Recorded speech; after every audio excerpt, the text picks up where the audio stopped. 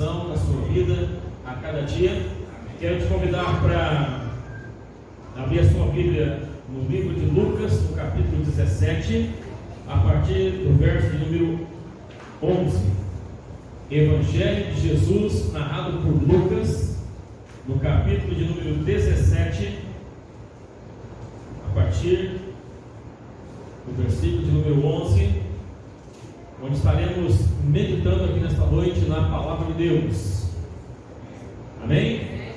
Glória a Deus. Diz assim a palavra do Senhor: de caminho para Jerusalém, Jesus passava pelo meio de Samaria e da Galileia.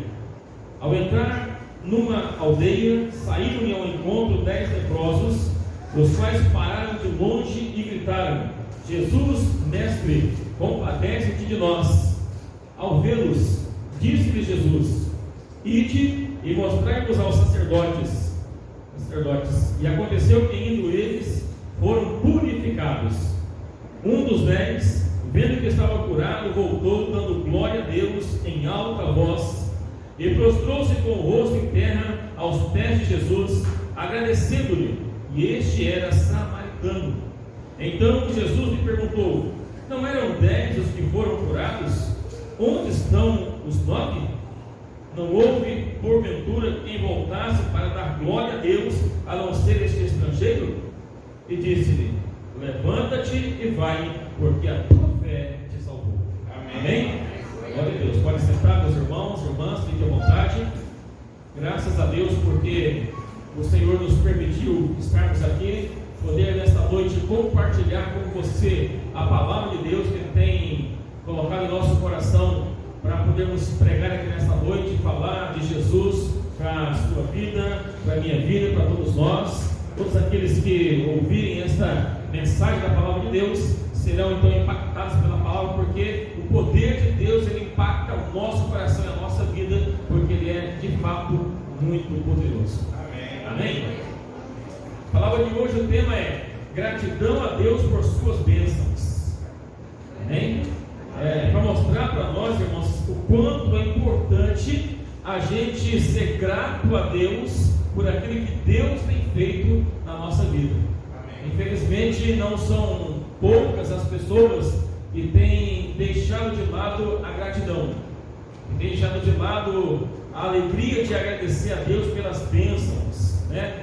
Muitas vezes deixa de cultuar, deixa de ler a Bíblia, deixa de procurar as coisas que Deus deseja que a gente faça, para que de fato a gente esteja mais próximo dele a cada dia. Então é importante nós pensarmos sobre isso, meus queridos e queridas.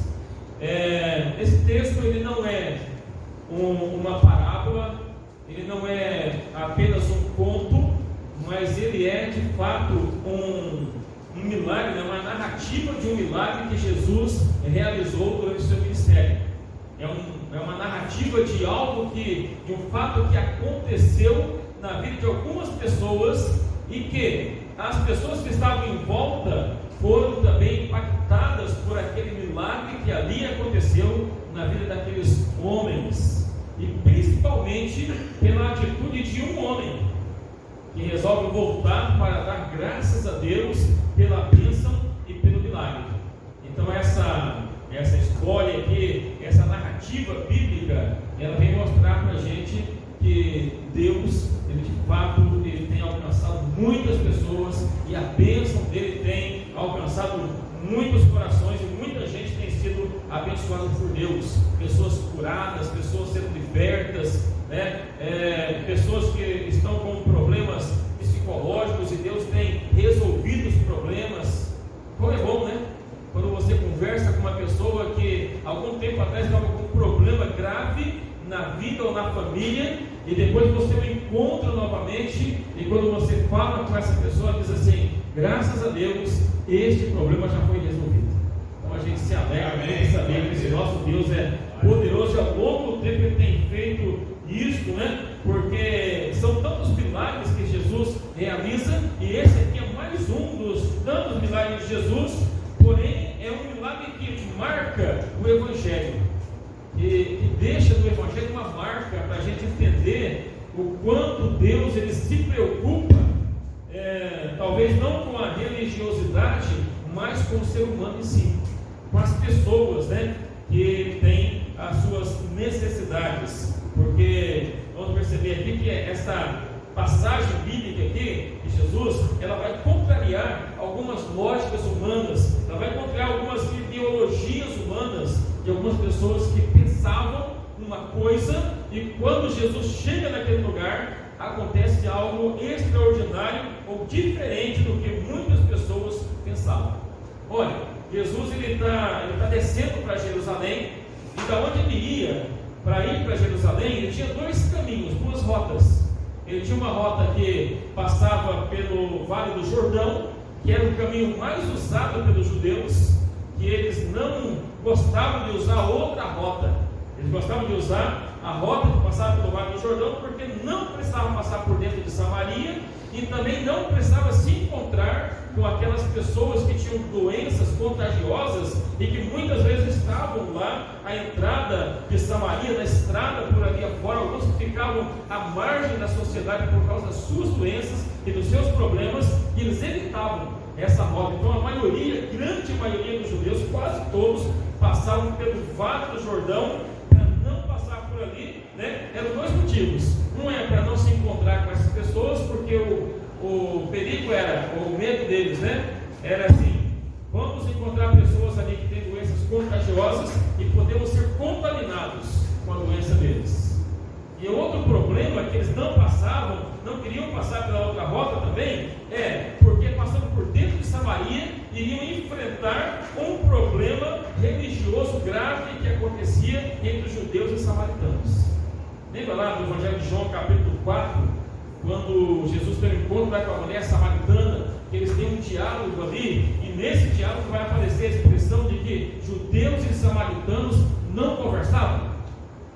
Então eles tinham um problema grave, um problema religioso, e que tinha essa marca na vida deles. Só que vamos perceber que nessa viagem agora de Jesus, ele não faz a rota normal que os judeus faziam. Jesus ele resolve passar pela outra rota, pelo outro caminho, que era exatamente aquele que passava por dentro das terras de Samaria, ou seja, o território dos samaritanos.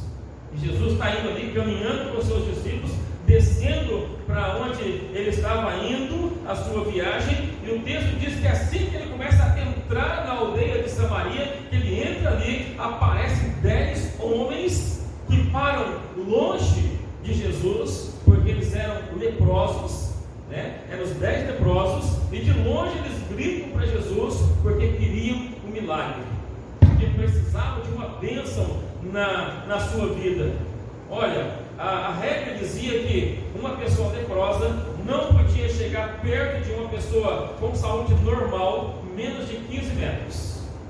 Era de 15 metros para frente a distância que precisava ficar por causa do contágio da doença, né? Da gravidade que tinha. Então não podia chegar perto. E o texto diz que eles gritam de longe: ei Jesus, mestre, tem misericórdia de nós. Dão esse grito, e aí o texto vai narrar para a gente que Jesus está passando por ele exatamente porque ele sabia que naquele lugar iria acontecer um milagre.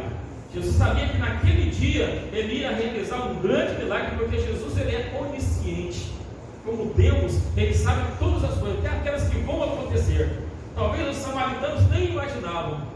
Quem sabe os discípulos, por algum momento também, não sabiam por que Jesus estava passando pela rota de Samaria, se podia passar pelo Vale do Jordão, mas Jesus sabia do grande milagre, e sabia também que Samaria seria o palco daquele milagre extraordinário que aconteceria naquele dia.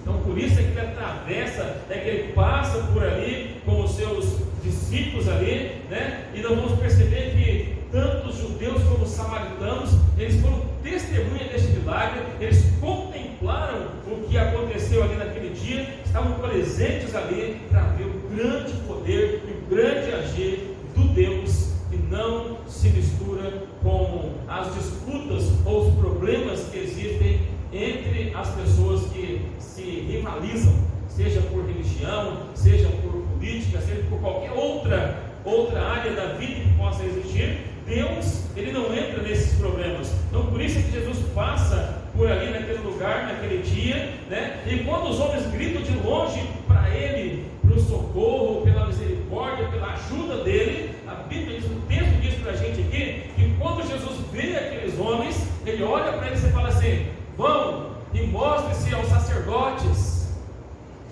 porque o sacerdote era a pessoa responsável para atestar que uma pessoa que tinha uma doença incurável, por algum motivo havia sido curada daquela doença.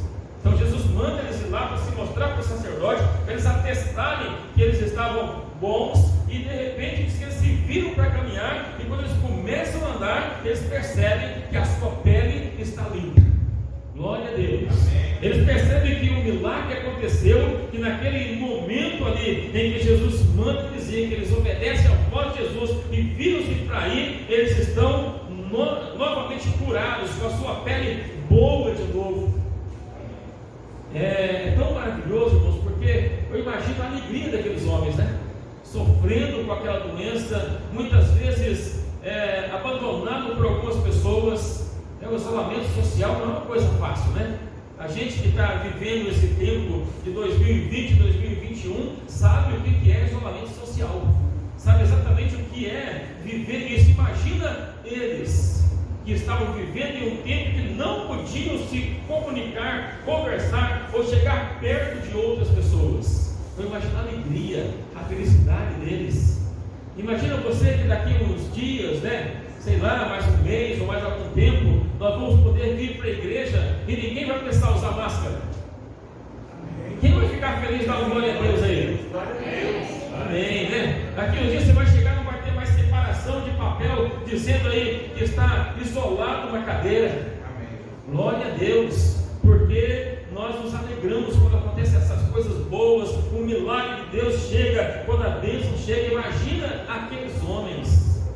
Nós temos pessoas aqui da área da saúde, né? Como a Araceli ali, que é da área da saúde, conhece pessoas, né? Doentes com problemas graves, e sabe da alegria dessas pessoas quando elas recebem uma cura, recebem uma bênção, quando conseguem resolver um problema grave desse, né?